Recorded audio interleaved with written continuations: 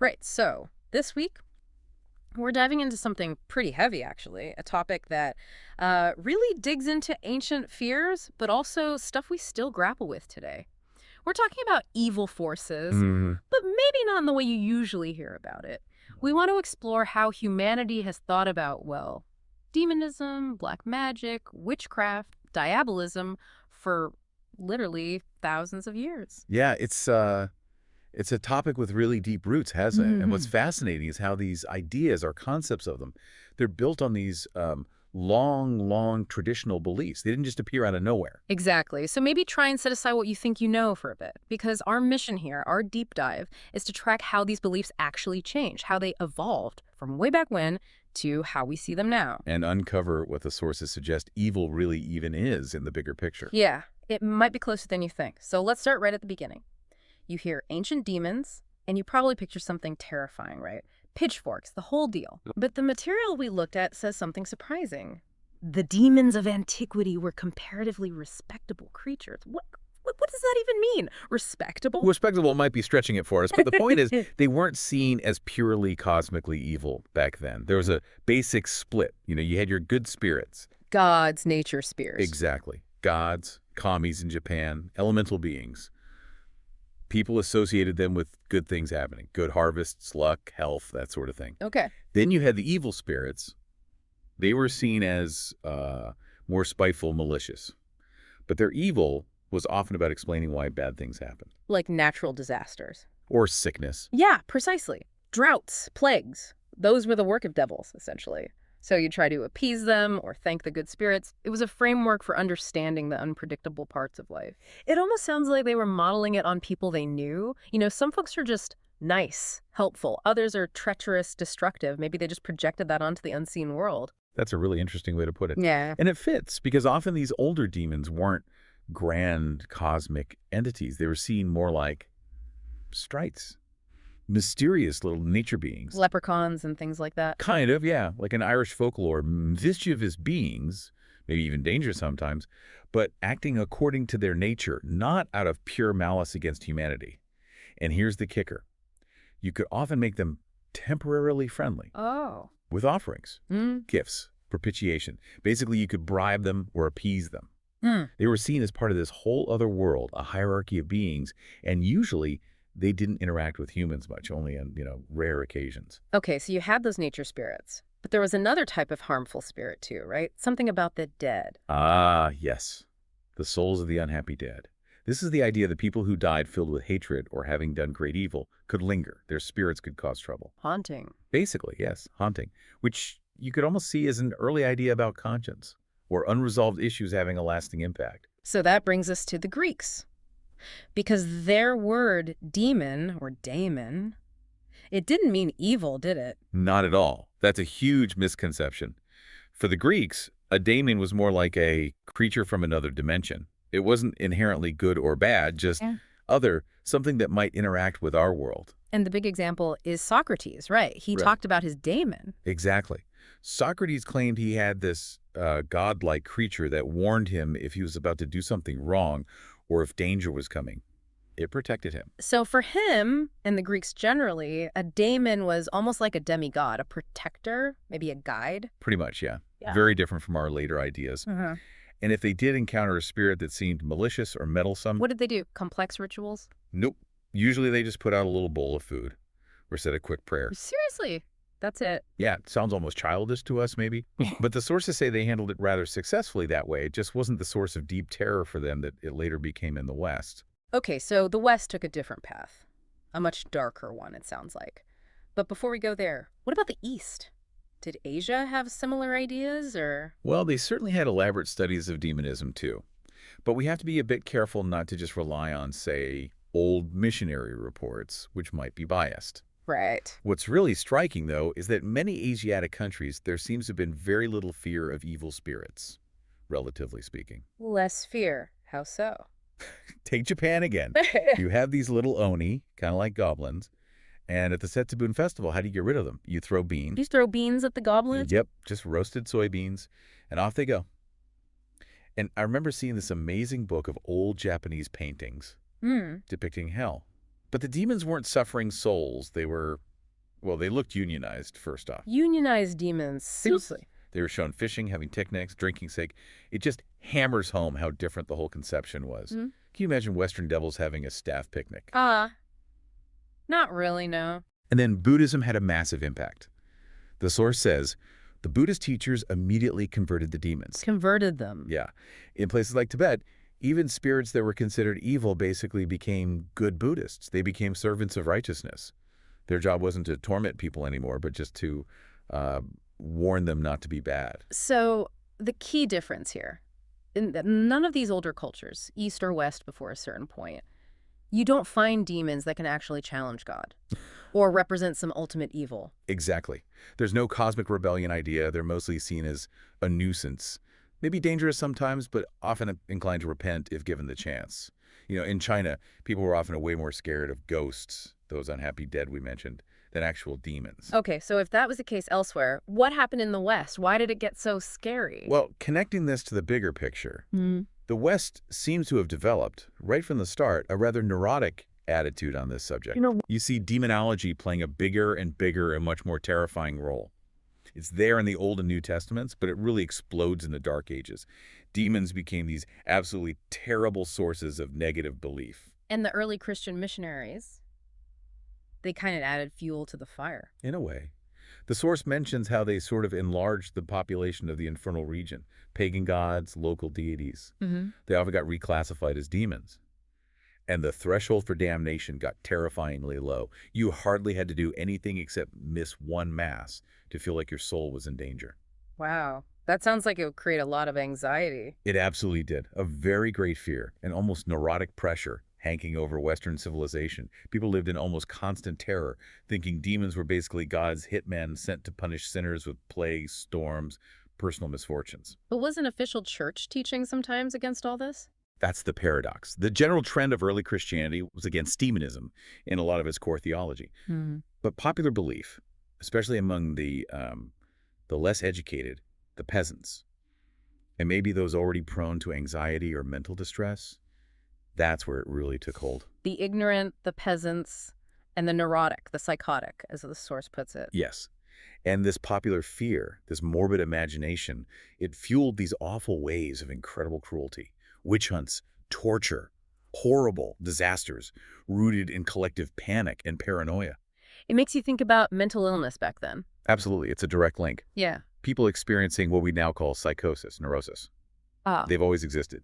Today, someone seeing horrible and destructive visions hopefully gets medical help. Hopefully. But a few hundred years ago, they'd be taken to the steps of the church and exorcised.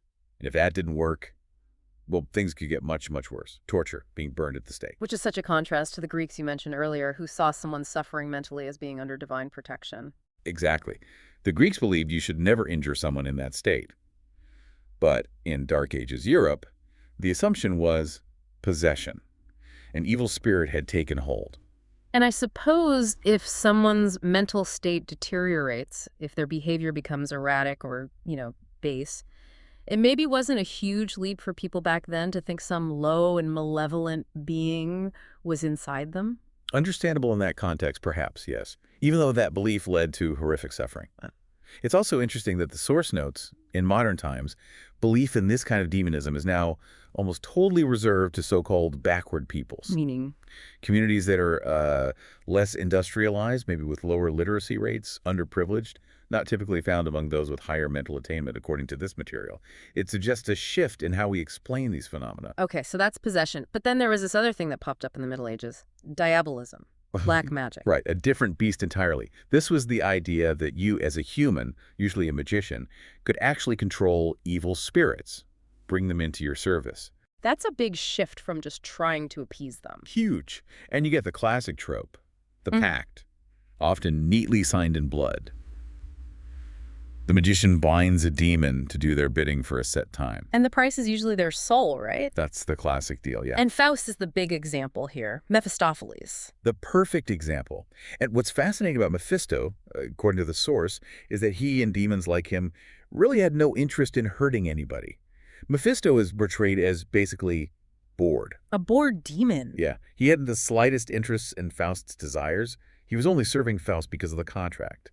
The source even says Mephisto sometimes tried to talk Faust out of doing evil things, calling them senseless, meaningless, and purposeless. The demon was actually the voice of reason sometimes. In a twisted way, Yeah. yes. It emphasizes this core idea.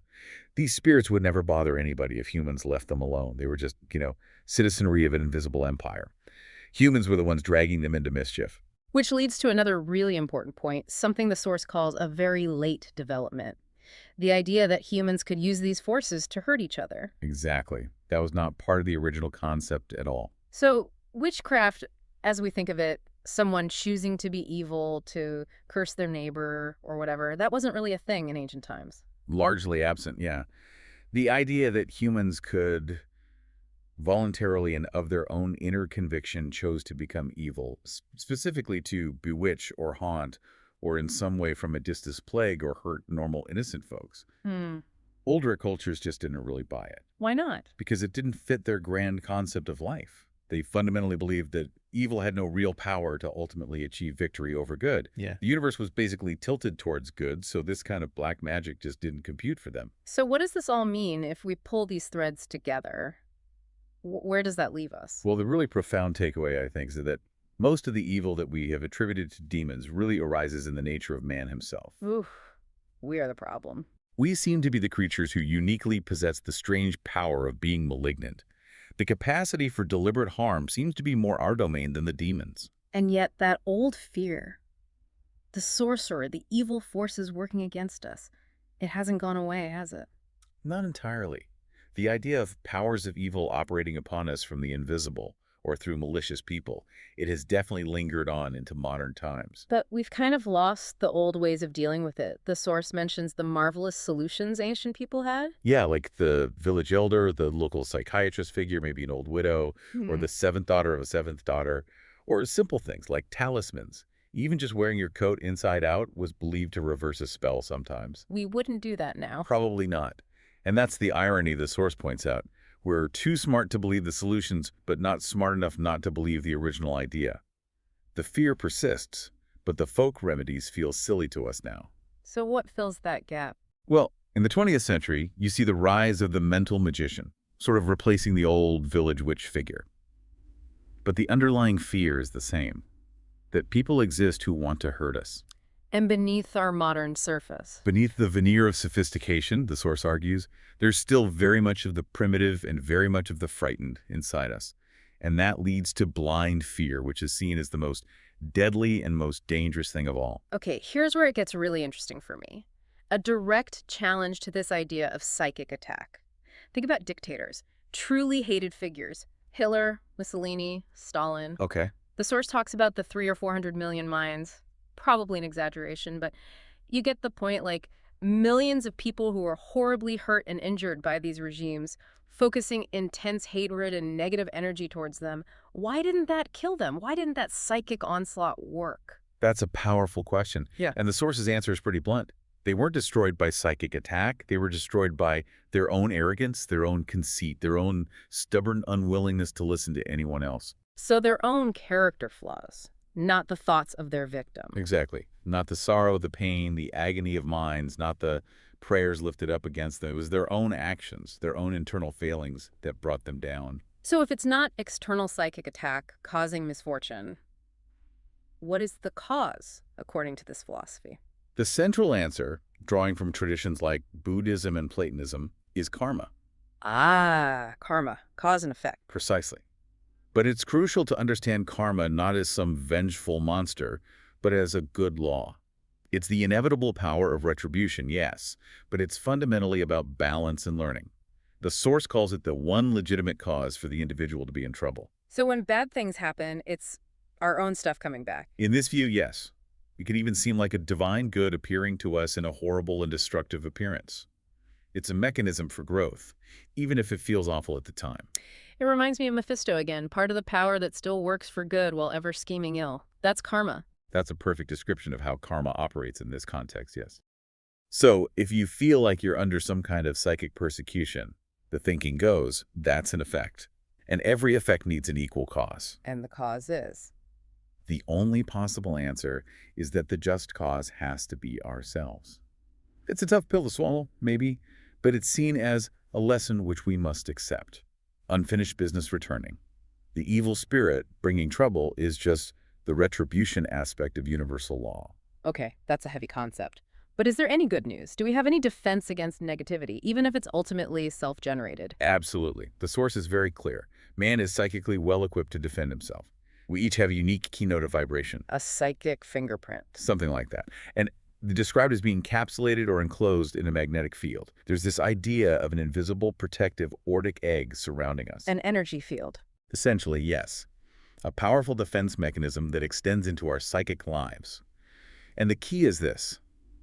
If a person is living honestly, if they owe no psychic debt, if they're focused on living a constructive life, then malicious psychic persecution is impossible for that person to suffer. Impossible? That's a strong word. It is. The idea is, if we are not a proper receiving station, if there's nothing inside us for that negativity to latch onto, no karmic hook, then any bad intent sent our way just bounces off. Bounces off where? It goes right back to the original sender and causes more trouble than it can ever cause us. Instant karma for the sender. Pretty much. The sorcerer finally becomes the victim of his own sorcery. By trying to harm someone else unjustly, they're just setting up negative karma in himself, which ultimately harms them more. Okay, but what about simple thought transference? We know minds can connect, right? Couldn't that be used negatively? It's acknowledged that thought transference is real, a proven and demonstrable fact. It might even become a primary way we communicate in the future. Like telepathy. Potentially. But just like having a telephone doesn't automatically mean you'll be harassed, thought transference itself isn't seen as a basis for mental persecution. Why not? Because the receiver always has agency. You have, at every step of the way, the right to resist it, the right to deny it, the right to declare it invalid. But Unless, deep down, the person secretly wants to do what this thought implies. Also, the source makes a crucial point. Hatred is no ground for sympathy. True malice and true goodness don't easily connect or communicate on that level. The necessary sensitivity isn't there. So often, people who feel negatively influenced might have secretly wanted to do that which they have secretly wanted to do anyway. Okay, so if it's not demons, not sorcerers psychically attacking us, where should we look when things go wrong? Where do these perceived misfortunes come from? The source suggests two main areas to examine honestly. First, your own unfinished karmic business. Meaning everyday stuff. Yeah, the common struggles. Infirmities, health issues, business affairs going wrong, friends alienated. These things happen, and often no sorcery is necessary to explain them. It's just life, or the consequences of past actions playing out. This can be especially true for people who are naturally hypersensitive, highly nervous, or potentially neurotic. They might feel these bumps more intensely. Okay, so look at your own life patterns first. What's the second area? Harmful groups and practices. There are definitely groups out there teaching various forms of sorcery, things like love spells, luck charms, maybe darker stuff. And they can trap people. They often bind followers with oaths and obligations and threaten terrible consequences, most horrible punishments, if someone tries to leave.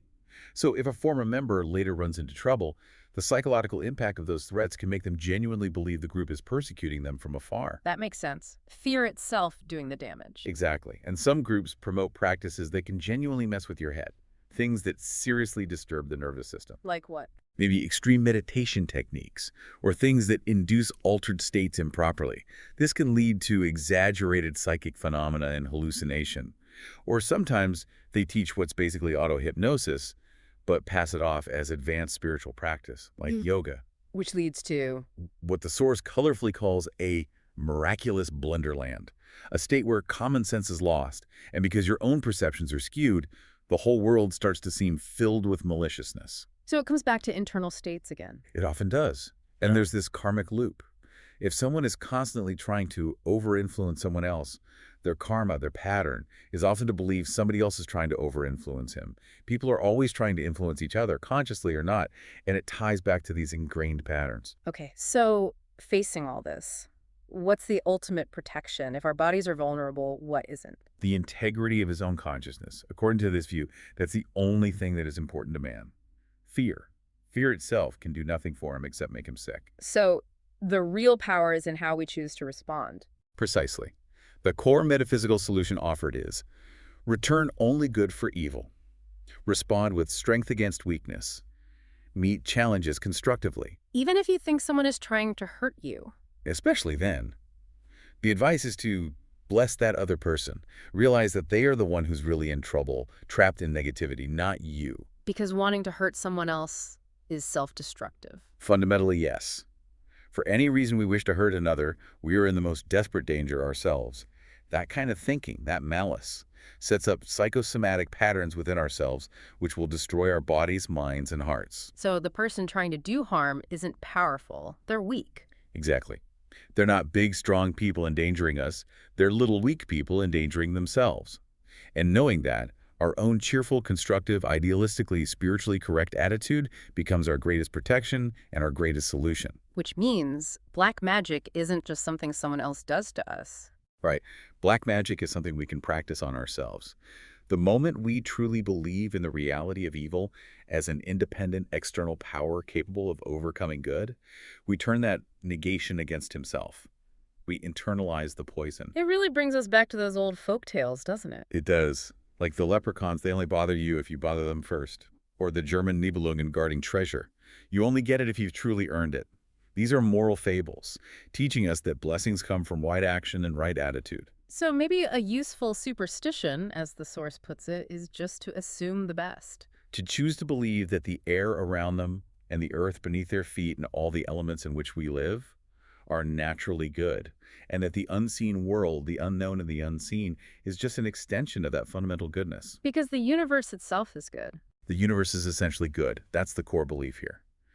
And if we can keep faith with this good, if we don't break that pattern with our own negativity, our own negative psychology, and create a negative psychotic condition in ourselves, then we can live without that deep-seated fear. Like that image of the old Buddhist monk. Yeah, just seeing a little demon, patting it on the head, blessing it, seeing it all as all part of a good world. Not denying difficulty exists, but understanding its place within a larger, benevolent order. Wow, okay. That really brings our deep dive to a close, I think. We've gone from ancient sprites to modern anxieties, but the conclusion seems to point firmly inwards. It's about internal responsibility, not external demons. It seems so. If good finds itself strong and rich in our own consciousness, there's nothing else that we need to fear. So the final thought to leave people with. Well, if these sources are right, that our main battles really are internal. That's make you wonder, doesn't it? In a world that feels full of external threats, conflicts, disagreements, people seemingly working against each other, what would happen if we really focus solely on cultivating our own internal integrity, on just projecting positive intent? Could that actually change not just our own fears, but the nature of the conflicts around us? Something to definitely mull over. Thank you for joining us on this really insightful deep dive.